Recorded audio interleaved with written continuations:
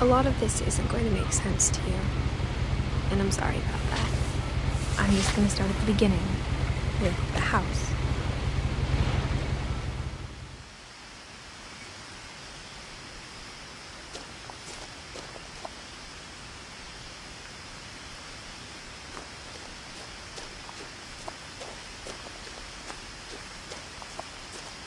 I lived here until I was 11, but I wasn't allowed inside half the rooms.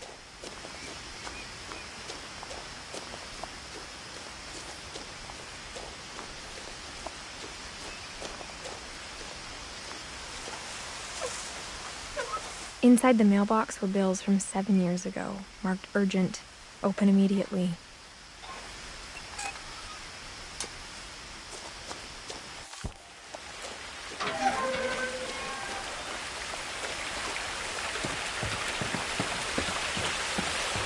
In her will, my mother left me a key, but didn't tell me what it unlocked. Maybe she thought I'd know, or she thought that the mystery would be enough to bring me back.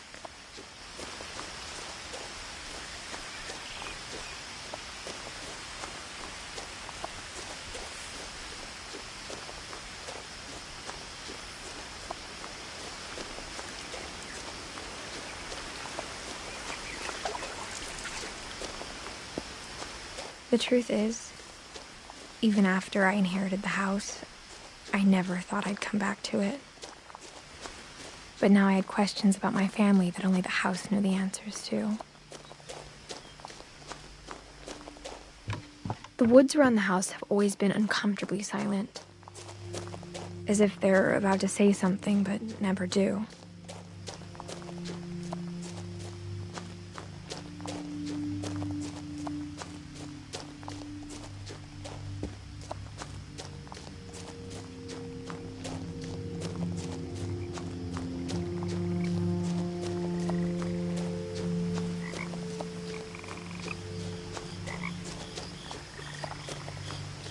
The house was exactly like I remembered it, the way I'd been dreaming about it. As a child, the house made me uncomfortable in a way I couldn't put into words.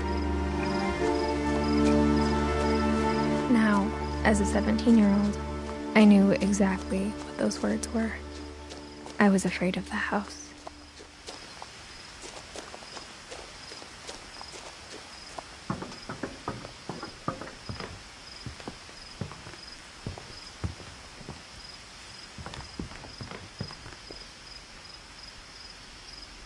I hoped the key might unlock the front door. It didn't.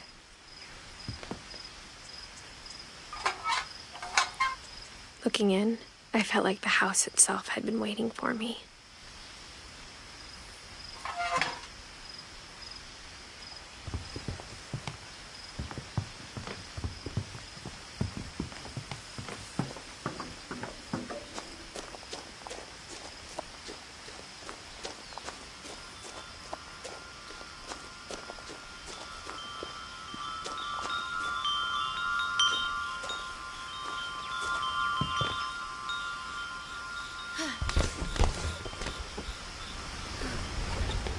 Crawling through the doggy door used to be a lot easier when I was 11.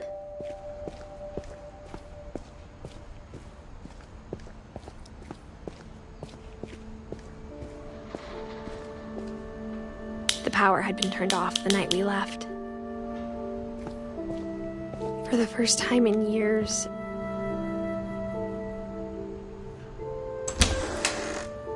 I felt like I was home.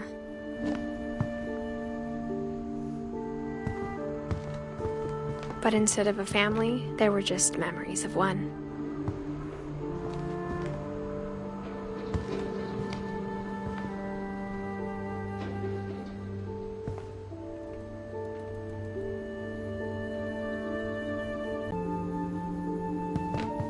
Like how after Louis started working at the cannery, we all got sick of eating salmon. Except our cat, Molly.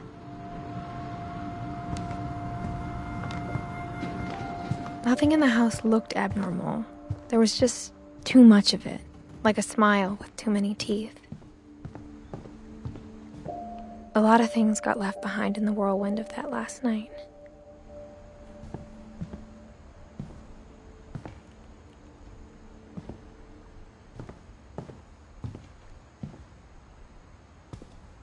After Milton disappeared, Mom sealed up all the bedrooms. Then Edie retaliated and drilled peepholes. Whenever people ask me about my family, the first thing they always want to know about is Barbara.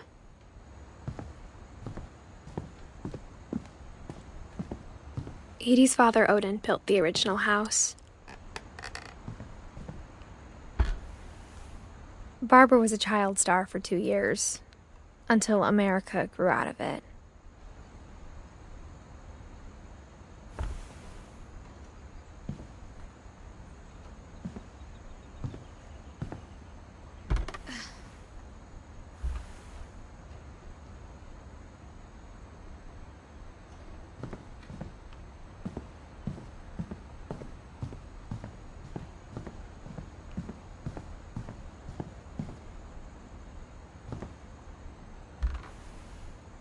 The last time I was in Edith Sr.'s room, I was 10 and she was painting my portrait.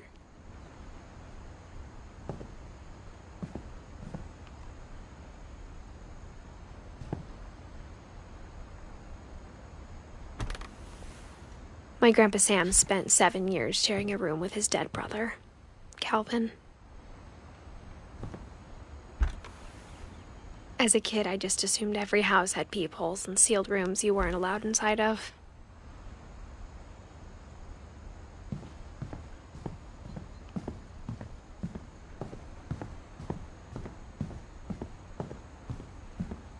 I spent a lot of time playing in Great Uncle Walter's room. I think my mom sometimes regretted not sealing it up. Louis told me there were secret passages, but I never believed him.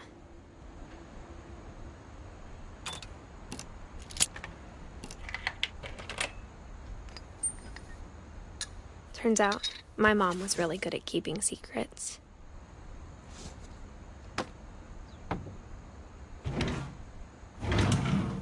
Now it was time to find out what my mom had been afraid of.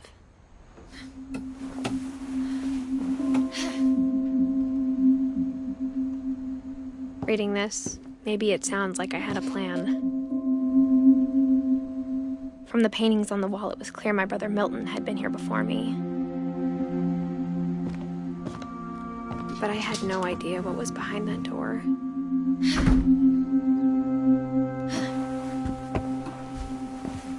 Just like I had no idea where all this was gonna lead. I grew up looking at Molly's room through the peephole. Molly's gerbil had a tiny bedroom with its own even tinier gerbil cage.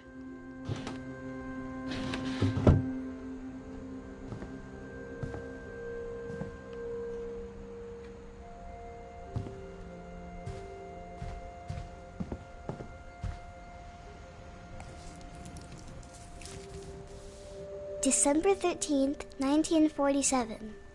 Dear Diary, I'll be gone soon, but I wanted to tell somebody about what's gonna happen. It started when Mom sent me to bed without dinner. I woke up and I was starving, so I looked around for something to eat.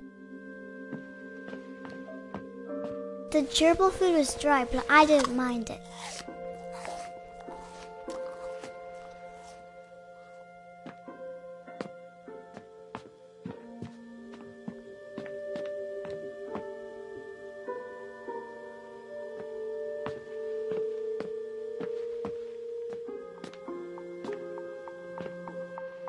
I thought about eating Christopher, but I held back.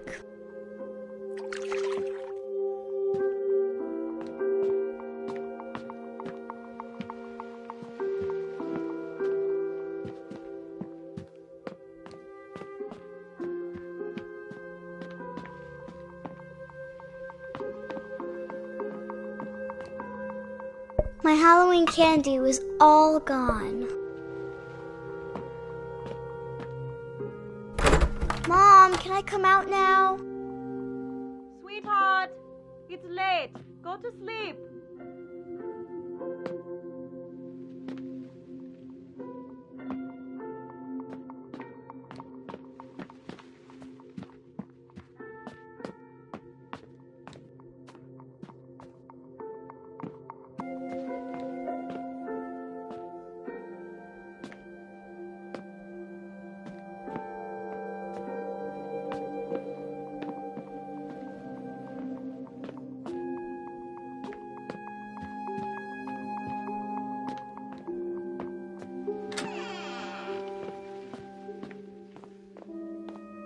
I ate a lot of things that night.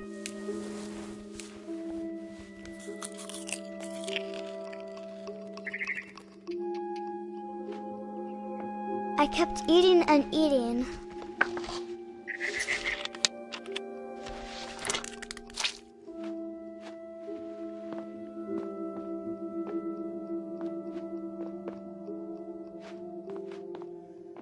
Then I heard chirping outside my window. It was a barn swallow going back to her nest. I reached out for her.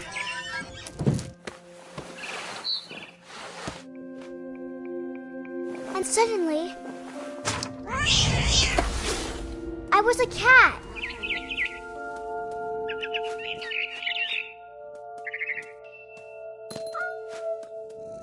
I tried to be quiet, but the bird was really scared.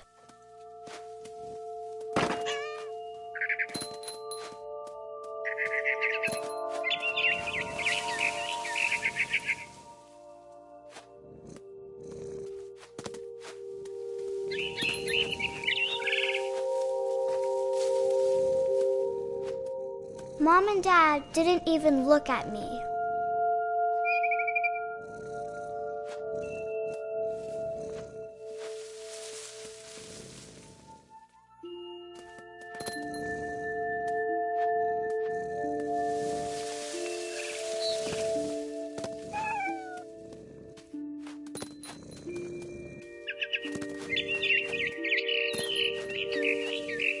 I jumped and I almost got her.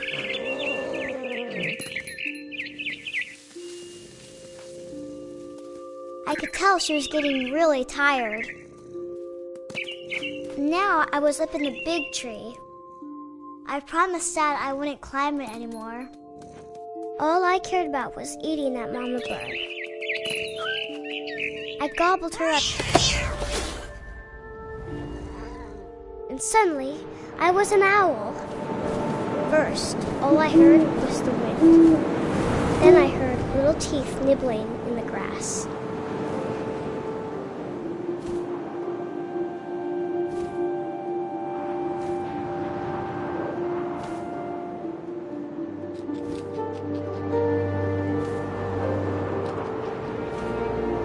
Rabbits.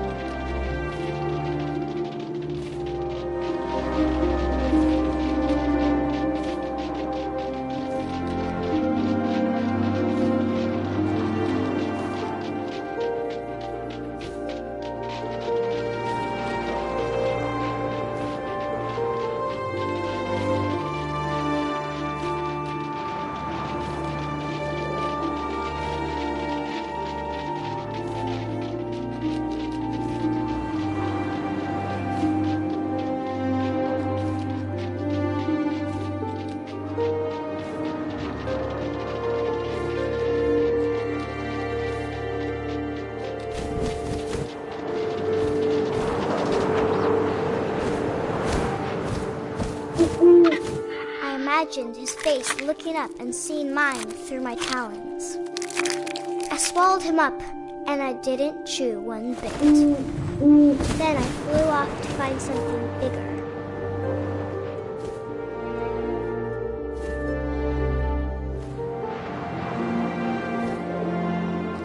A mama rabbit.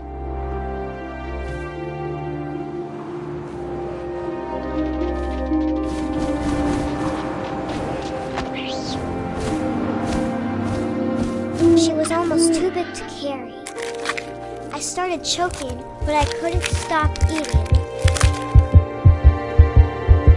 And suddenly, I was a shark.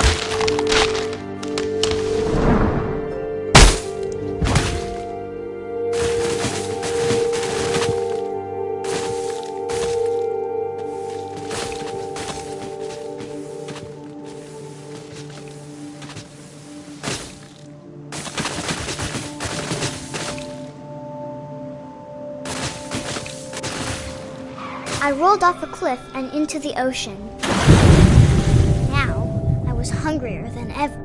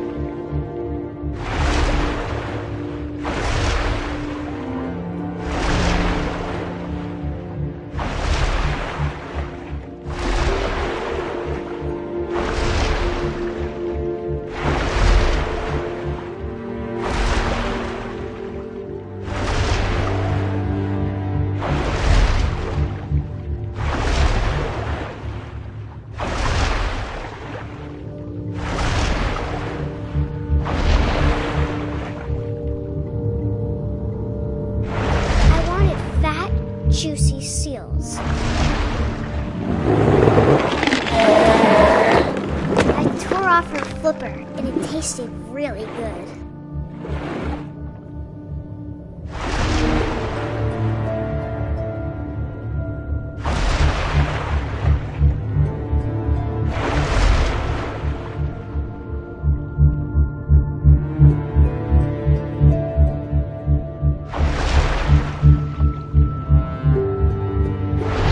Grabbed on tight. And when I was so hungry, I jumped out of the water. When I opened my eyes, everything had changed.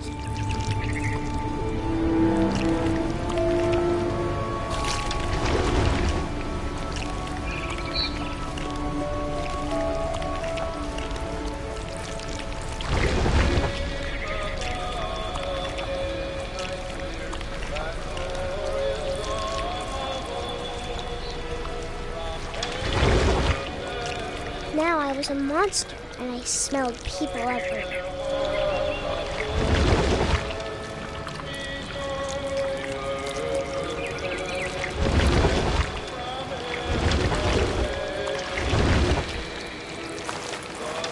I was big, but I moved real quiet.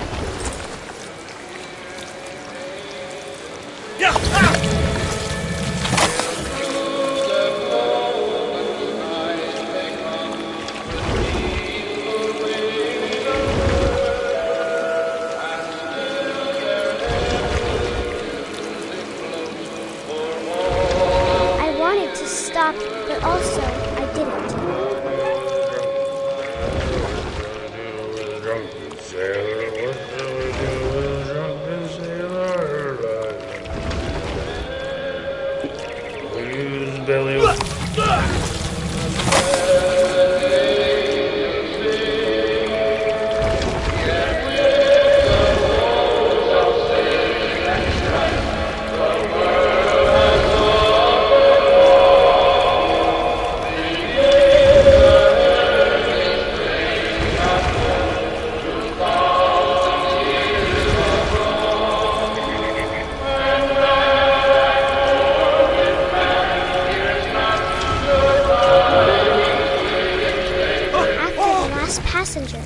was still hungry. And across the water, I smelled something new. Something I had to have, so I swam towards it.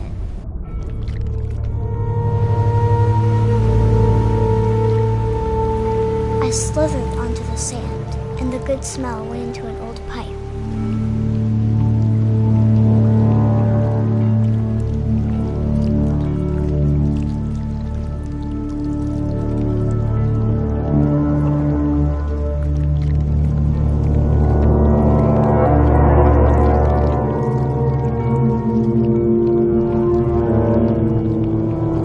I got closer and closer.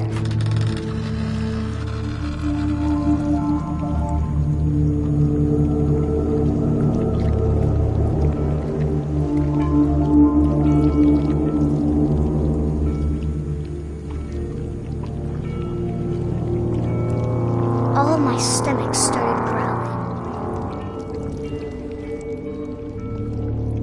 And suddenly, I was me again. I held my breath for a long time, but I couldn't hear anything. I think it's waiting for me to fall asleep. But it's not going to wait much longer. It needs to feed, and we both know I will be delicious.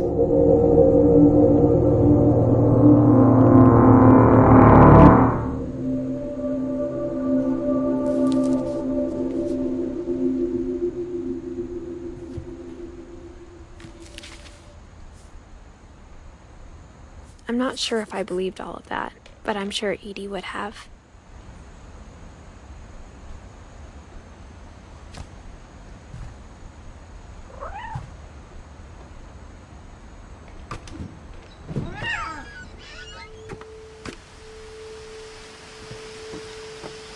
This will be obvious later, but my mom never told me any of these stories. Edie would have, but Mom didn't like bringing up the past. Though, when we adopted a stray kitten, she was the one who named it Molly.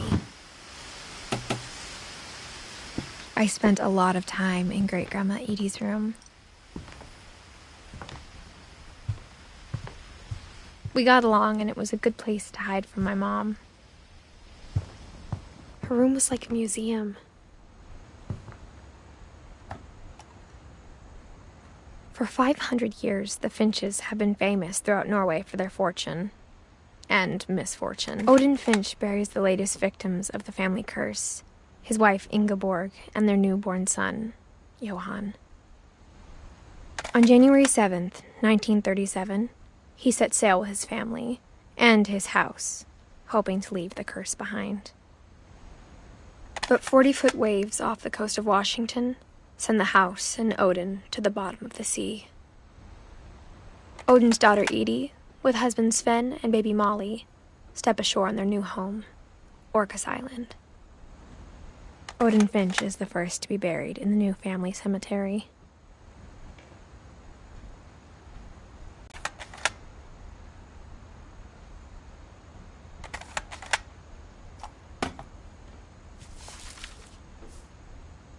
Whatever's wrong with this family, it goes back a long ways.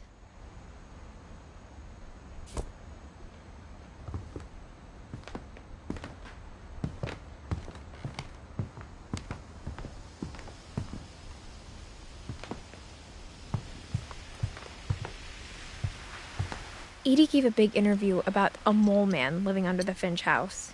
My mom was furious.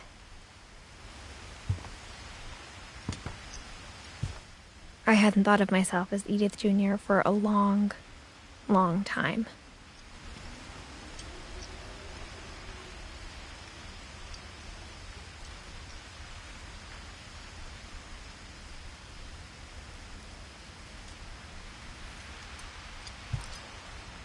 When Edie told people Sven was killed by a dragon, she could also have said he was building a dragon-shaped slide that collapsed. She could have, but she didn't. Even in her 90s, sometimes Edie seemed a lot younger than my mother.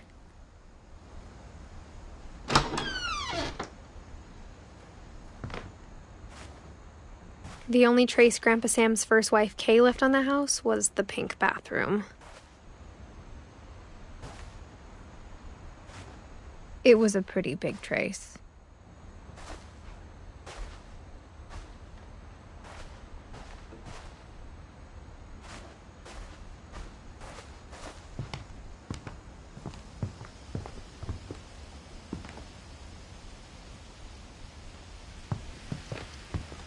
One summer, they evacuated the island, but Edie refused to go. For a few weeks, she was a celebrity.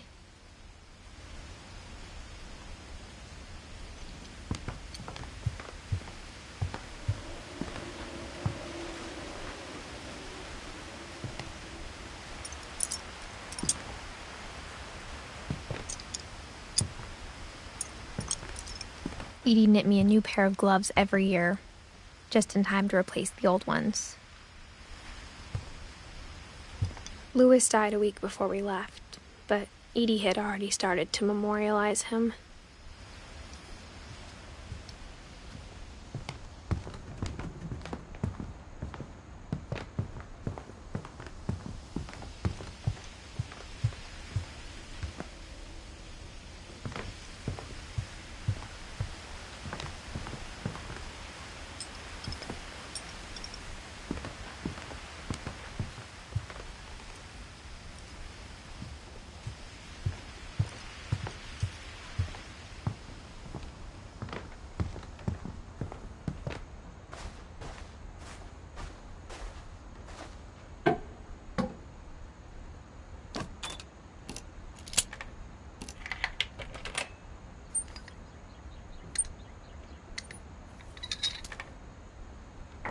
There's a secret in this bathroom.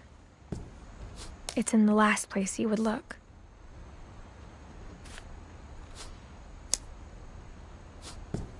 It isn't in the cupboard.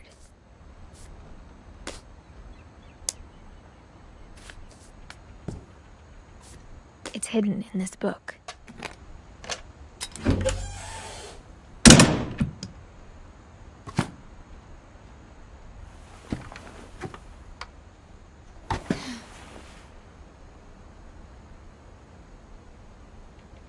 Sven gave Sam an old camera he'd refurbished. He never put it down.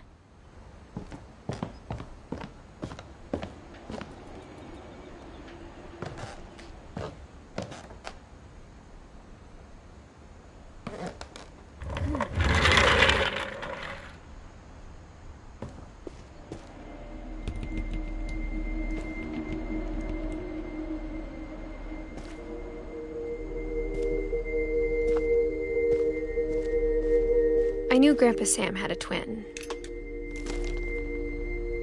and that he never talked about him.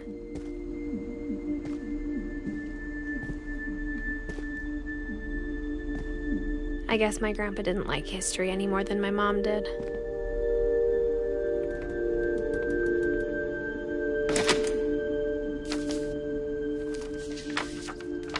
How I Want to Remember My Brother by Sam Finch.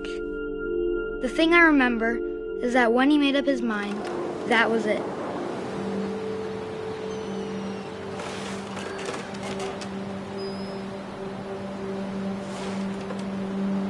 My brother said he'd die before he ate another mushroom, and he did.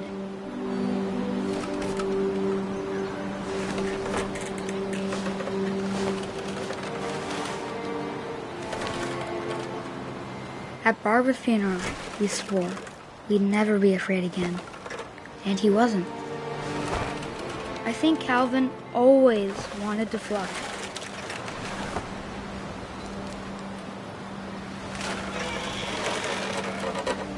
Sam! Calvin! Dinner's ready! Coming! But that day, he finally made up his mind to do it. I told him going around was impossible. Maybe if I hadn't said that. Calvin! I'm not gonna tell you again! Maybe if the wind hadn't picked up.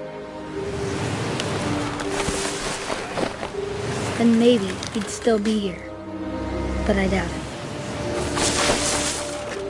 I think he'd already made up his mind. That's what I want to remember about my brother.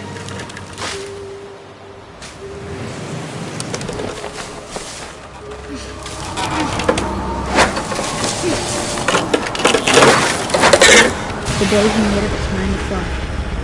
And he did.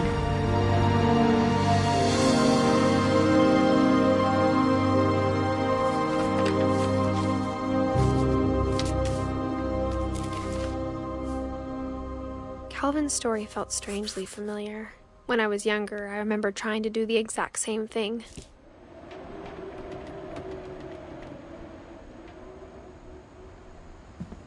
After the funeral, Edie roped off Calvin's half of the room. Mom said Grandpa Sam enlisted at 18 and never set foot in the room again.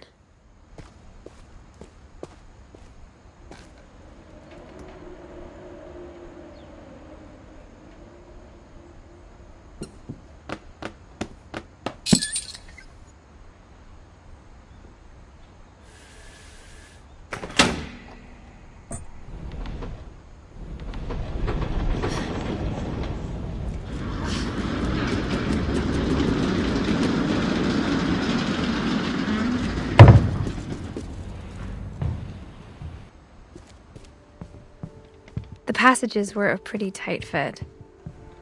They'd obviously been built for smaller hands and bellies.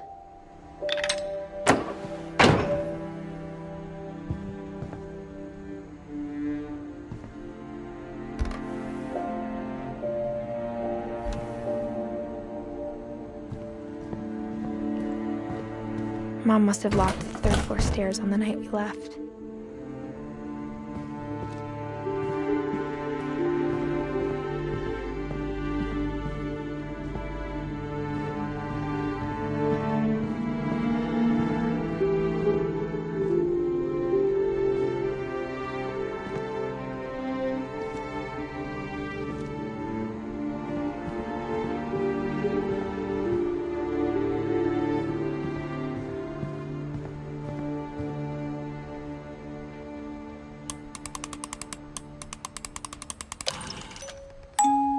Great-Grandpa Sven built a music box for Barbara, along with the rest of the house.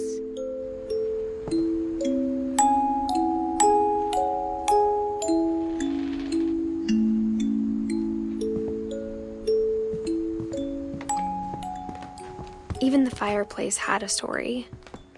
Edie told me the bricks came from the original house, after it sank.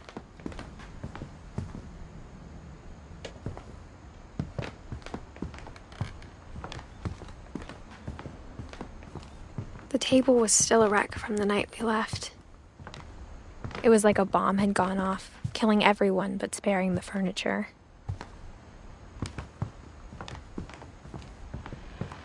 My mom was the only one of us who could imagine Great-Grandma Edie living in a nursing home.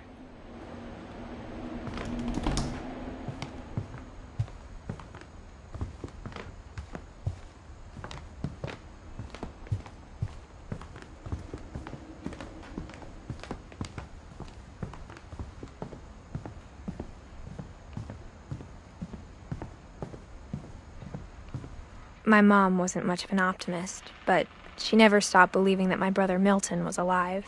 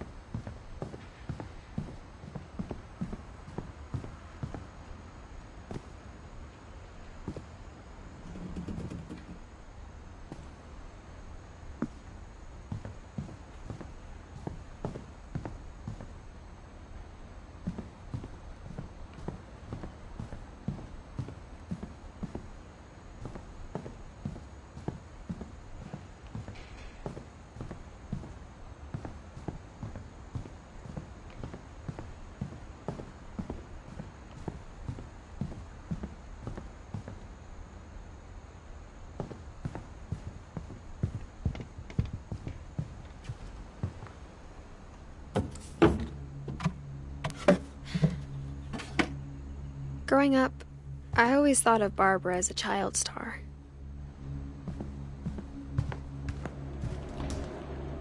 I never thought about how hard it must have been for her afterwards.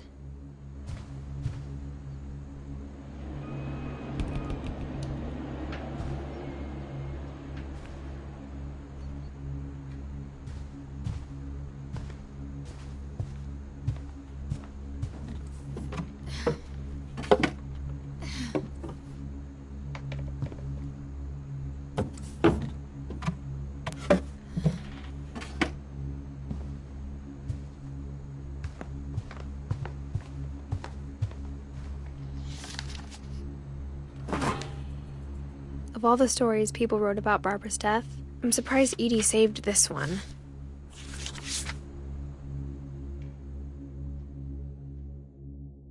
Old Jack here with another ghastly tale inspired by America's most unfortunate family.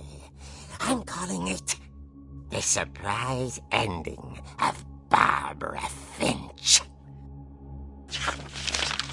As a child star, Barbara was famous for her scream. Now at 16, she was all washed up. A has-been. But in a lucky break, she'd been asked to perform her signature scream at a local convention for monster movie fans. It was just the boost her career needed. Unfortunately, her scream hadn't aged well. Getting better. I think you just need the right motivation. Her biggest fan and current boyfriend, Rick, was about to demonstrate when... Now that was a great scream. It was Barbara's father, Sven. He'd slipped into a table saw and had to be rushed to the emergency room. So Barbara got stuck babysitting her youngest brother, Walter. Her convention comeback was cancelled. Okay, I'm hearing frustration, but I'm not hearing terror. What if I tried... A gang of hoodlums in Halloween masks have been terrorizing Orcas Island tonight. Police are urging residents to... That came from the basement. You're right! Also, I loved your delivery on that. Why is your basement door locked? Because my dad likes making puzzles and secret passages. There's a key hidden in the music box.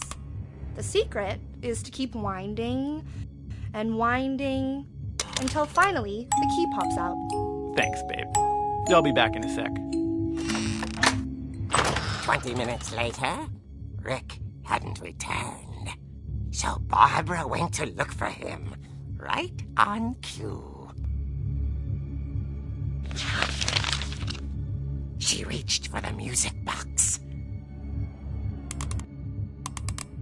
And as she wound the key, she listened for Rick, but the house was silent.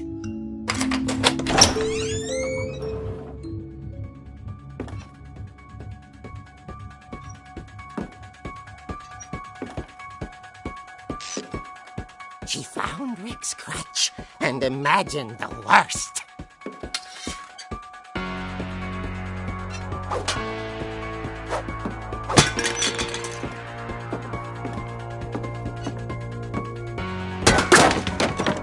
The gang's leader is the infamous Hookman killer, Dr. Carl Hamill, who impaled and then ate his family 10 years ago tonight.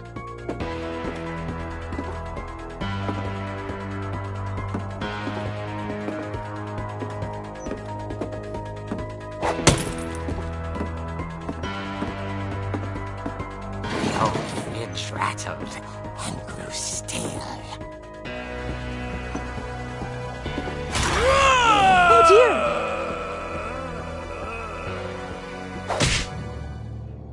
Oh! Rick?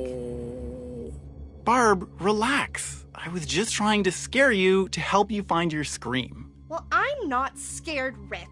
I'm furious. Then act furious. All I'm getting from you now is that you're hurt and confused and you're... She threw him out, but she kept a little something to remember him by. Barb, have you seen my other crutch? And she was still holding it when she fell asleep watching the late picture show. hours later... Barbara! Walter, what's going on up there? Ah! Okay, I'm coming up, but if this is a trick, you're dead, Walter.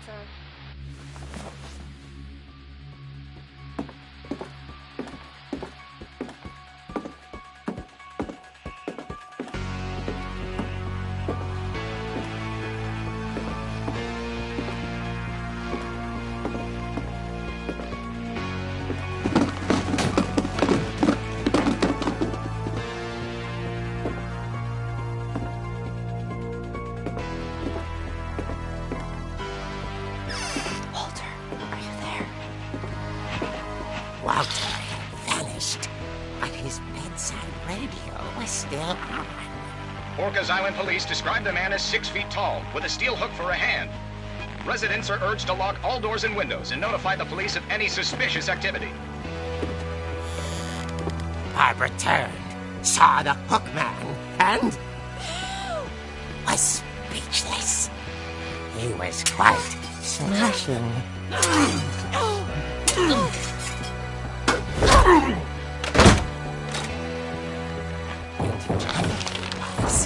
He couldn't get enough of Barbara.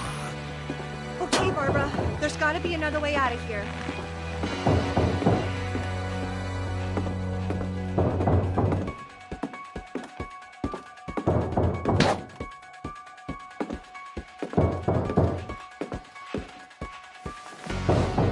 That night, she played her part beautifully.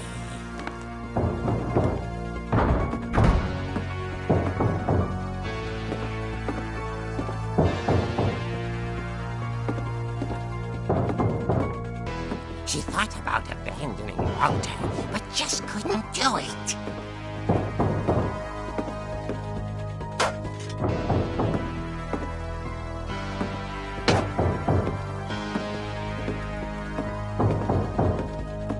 Molly's door hadn't been opened in years. The hinges groaned.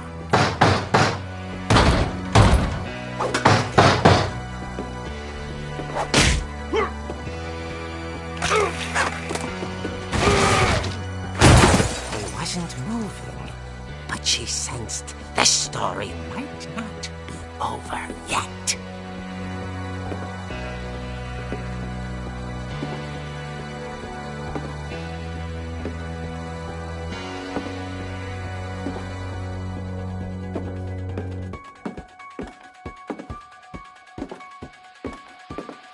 The hookman had vanished.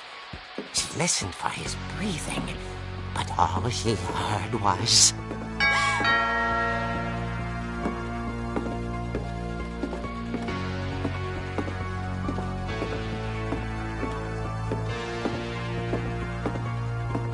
Someone at the door was dying to speak to young Barbara. At the door, she heard whispering. It was coming from inside the house.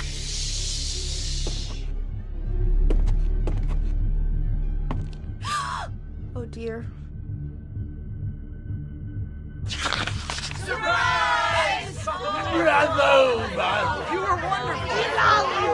monsters had come to surprise her. For Barbara, it was a dream come true.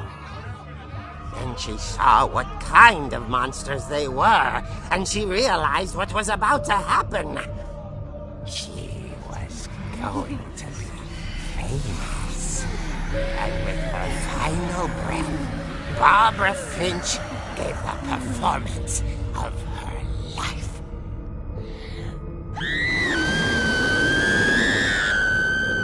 I wasn't there myself, but I hear Barbara was magnificent. Poor girl. She had a taste for stardom. But unfortunately, so did her fans. Of course, the police blamed it all on poor Rick, who disappeared the same night. And little Walter, hiding under his bed the whole time. He took it all pretty hard, but that's another story. As for Barbara, tucked inside the music box is all they ever found of her. Her ear. Now that's what I call a real eerie tale.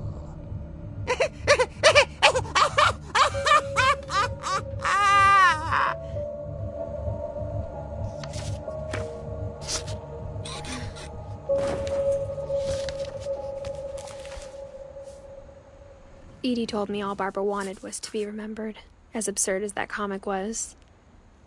Maybe what Edie saw was a happy ending.